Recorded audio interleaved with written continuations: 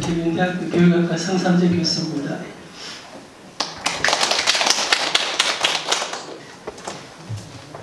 제가 이제 독도 문제 처음 알게 된 거는 2001년도 일본 역사교과서 왜곡 사건 났을 때 제가 대법관 실무반장을 했습니다. 초연과장으로서. 그때 이제 참여하신 전문가위원 한 분께서 역사교과서만 연구하지 말고 지리사회교과서를 같이 한번 보자. 그래서 저는 이제 역사교과서 외 지리사회교과서까지 이제 그 기재부과 가서 연구를 얻어서 이제 분석하는데 그 중에 이제 지리교과서에서 한 출판사 점유율이 적은 한 교과서에서 독도 불법 점령하고 있다는 게 나왔습니다. 그래서 외교부하고 우리 관계 전문가 이제 의견을 들어보니까 이게 일본 체제에서는 그냥 나온 게 아니다. 그러니까 동경서적처럼 점유율 많은 데가 아니라 되게 이름 없는 채택률이 한 1% 미만인 데서 나온 거는 계획을 갖고 있다. 그래서 그때 관계기관 여러 들어보니까 지금 진행되고 있는 거 일본이 헌법을 개정해서 그 보통 국가를 되려고 하는 거에 이 영토 문제를 이용하겠다는 그 계획이 있었는데 그때 이제 이게 30년 후에 닥칠지 모른다 50년 후에 닥칠지 모른다 해서 그래도 그게 50년 후라도 되게 중요하지 않냐 해서 관계부서에서 우리가 얘기하고 그때 이제 동북아 재단, 고구려연구재단도 만들고 또 연암대 중점연구소 만들게 된 배경이 거기 있고 또 국가적 차원에서는 한국해양개발원을 새로 만든 게 여러 외교부뿐 아니라 교육부, 국방부, 해양수산부까지 이제 해서 지금 온 겁니다. 그래서 저는 이제 이 개인적으로는 늦다고 할 때가 그때부터 해야 된다. 그래서 이제 당시 우리 대책반원들이 일본어부터 연구했습니다. 일본 그 까막문리에서 아침에 출근하기 전에 종로 가서 1시간 동안 일본어 배우고 그 다음 이제 쭉 하다가 이제 개인적으로는 이 독도 문제 같은 이걸로 100년 후에 전쟁이 난다 그러면 그거는 되게 큰 역사적 사건이 되니까 학교에서 연구하는 거 외에 이제 우리 교육부 공무원들 또 다른 동아리 만들어서 연구하다가 이제 제가 교육부 퇴직하고 되게 궁금했습니다. 왜냐하면 2010년을 기점으로 2010년, 12년을 기점으로 일본의 주장이 바뀌게 됐습니다. 오늘 우리 발표자 23쪽을 보시면 한번 보시면서 제가 말씀드리겠습니다.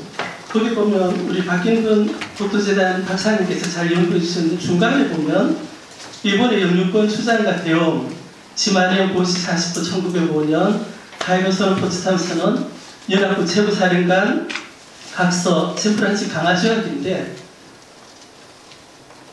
2011년 그때 일본으로서 처음으로 역사, 지리, 국제법 전문가들, 공무원들 합해서 이제 북방연도 생각을 또 독도 문제를 보게 됐습니다.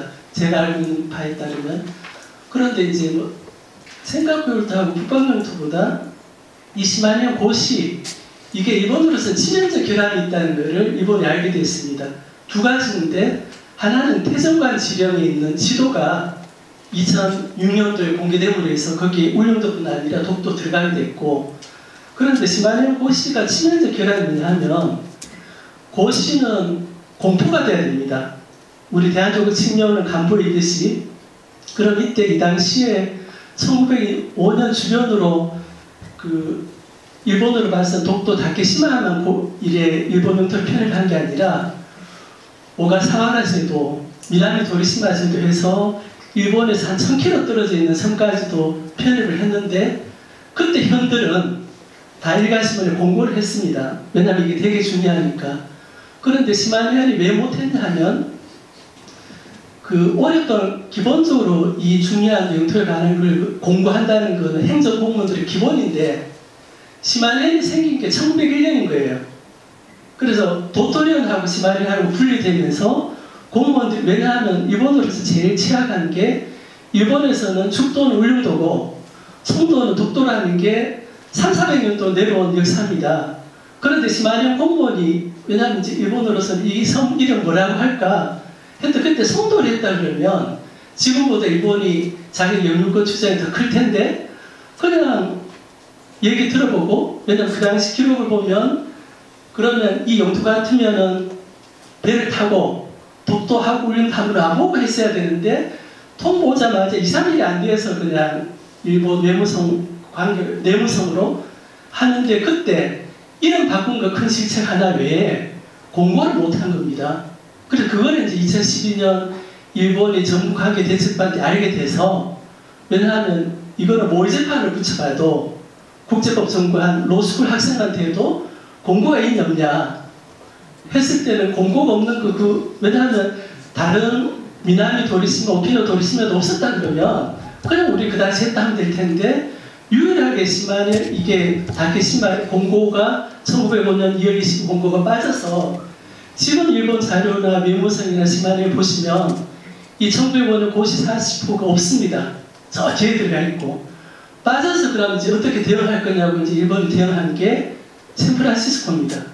지금 오늘도 이제 일본 걸 보고 일본 외무성 자료 보면 이 1905년 거 1960년 80년대까지 해도 이걸 세 페이지 나왔었는데 지금은 홈페이지 들어가서 이거 찾기가 별로 힘들고 그 대신에 샌프란시스코 강화조약 과정에서 한국하고 러시아가 불법으로 점령했다는 내용이 되게 많이 들어갔는데 그 과정에서 한국은 1948년도 정부가 수립되었고 또 강화조약에는 초대도 받지 못했고 강화조약이 일어난 과정을 신생국 대한민국이 알지를 못합니다.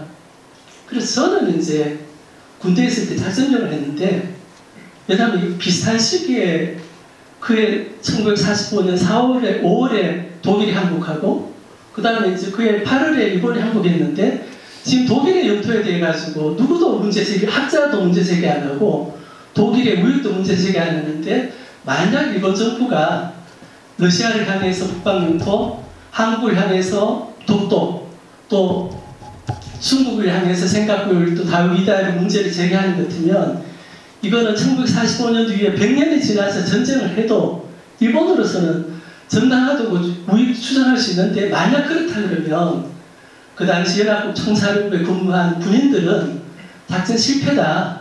그래서 제가 이제 공무원 퇴직하고 지금 일본 도서관에 가보면 이게 연합국 최고사령관 지령이 이게 언제부터 발령됐냐면 한국문서에 설명한 날이 1945년 9월 2일부터입니다.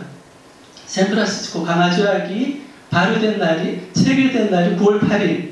그 다음에 이제 발효된 날이 52년 4월 28일인데 그 동안에 2635개가 발령이 돼서 제가 공무원 퇴직하고 그 다음 2100개를 다 들고 경기도에 가서 하나하나 다 봤습니다. 그랬더니 일본 주장은 뭐냐면 연합국 최고 사령관 지령 오늘 발표는 각서가 나온 이게 샌프란시스코 강화조약이 발효되면서 이게 효력을 상실했다 했는데 51년 9월 8일 날 조약이 체결되고 나서 연합국 총사라고 한 게 뭐냐면 2,000 몇백 개나 되는 것 중에 효력을 다 폐지시킵니다. 필요한 것만 놔두고. 그러고 제가 이제 9월 달부터 차근차근 하다 보니까 거의 다 이제 폐지하는데 중간에 거의 다 이제 2,200만 폐지 지령인데 중간에 어떤 지령이 하나 있냐면 강화조약이 체결됐으니까 연합국들은 다 이제 미국으로 가고 본국으로 가는 게 예정되어 있었는데 그때 이제 전쟁이 거의 끝난 거죠. 9월 8일 강화조약이 체결되고 그때 일본에 파견 나와 있던 각국의 군인들이 일본 토상품을 막 사게 됩니다. 그래서 그 지령 중에 하나는 그 연합국이 사는 토상품은 세금을 매기지 말라는 그 지령이 하나 있는 거 외에 1950년 12월 5일 날 677-1이 발령됩니다. 그거는 되게 중요한 의미를 갖는 게 677-1에는 여섯 번째 이 지령은 포츠담 8호에 따른 연합국 제조 결정이 아니다라는 지령이 되어 있는데 1951년 12월 5일날 발령된 것은 부조항이 없습니다. 그러니까 연합국이 최종 지령이 된 이유 중에 하나가 샌프란시스코 강화조약에 포츠담선은 4개의 국가 중 미국, 영국, 중국, 소련인데 중국, 소련이 참여 안 하게 돼서 강화조약에는 설명 안 한 국가는 해당이 안 됩니다. 가장 큰 소련하고 중국하고 국경선이 이제 위태로워지니까 연합국어수를 이제 할 수밖에 없어서, 그래서 이걸 제가 이제 한 2년 전에 알고, 이제 제가 대학 교수가 되니까 연구할 때 되게 좋더라고요. 그때부터 이제 제가 일본 공무 관계자들, 그리고 이제 우리 한국에 있는 국제법 전공하는 법률 전문가들, 변호사들, 그리고 국방부 관계자도 만나서 이재령이 있다 하니까 다들 깜짝 놀라더라고요. 그래서 이게 연구하고 축적하면 태전간지령 이상으로 영토 논쟁을 물론 일본은 이제 여러 가지 내지만은 이게 대한제국 칙령하고 태전간지령과 다른 거는 대한제국 칙령은 대한제국이 이제 발표한 거고 태전간지령은 일본 거지만 이 연합국 샌프란시스코 강화도에 체결된 이후에 발령된 연합국 사령관 지령 스카핀 677-1은 관계되는 국가가 미국, 영국, 중국, 소련 4개국 외에 그때 국동위원회에서 역시 삼국에서 이걸 다 검토했습니다. 그래서 이게 되게 큰 자료가 있겠다 싶어서 진짜 전국 이제 법률가 물어봐서 국방부 관계자도 이게 되게 크겠다. 그래서 연구해서 이제 소장한테 그냥 이런 자료가 있다고 말씀드리니까 오늘 발표한다고 해서 잠깐이라도 이 존재 자체를 관계 알려달라 해서 그래서 말씀드렸습니다. 그래서 이 자료는 아마 왜냐하면 이게 연합국 관계되고 연합국 설명한 나라가 48개국이나 됩니다. 그래서 이거는 군인들이 한 거니까 여기에 대해서 법률적 효과 같으면 일본 주장, 우리 주장 외에 다른 나라 국제적으로 검토가 되면 독도하고 우리 일본의 세계한 영토 문제에 대해서 중요한 분기점이 될 수 있다고 해서 잠깐 짧게 말씀 올렸습니다. 예, 감사합니다. 뭐 제가 한 30초, 20초 정도 말씀드리고 휴지 시간 갖겠는데, 어쨌든 뭐 이런 좋은 의제를 또 제공해 주고 고맙고요. 다음 주나 시간을 보고 별도로 논의를 하겠습니다. 그리고 뭐 관심 있는 분들도 공지를 할 테니까 오시면